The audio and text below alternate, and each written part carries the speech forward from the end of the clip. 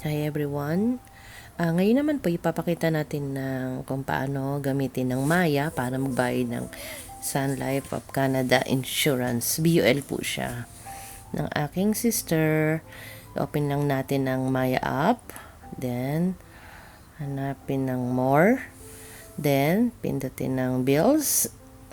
Hanapin ng bills. Ayun, payments.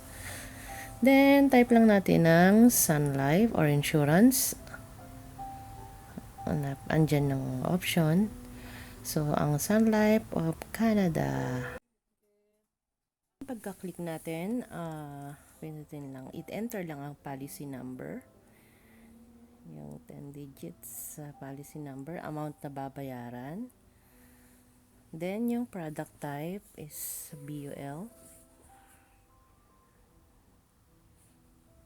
Then, yung pangalan ng may-ari ng account, which is my sister.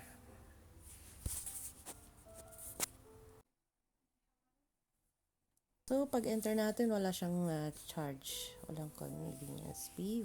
Free po.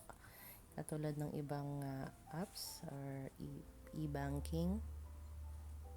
Then, click pay lang po. Then, sa done. Gusto nyo i-save as favorite. Okay lang din naman. Enter natin ang pangalan para matandaan natin. Then, done. Added to favorites. Done. Then, close nyo lang. Close. Ando na yan sa transaction history.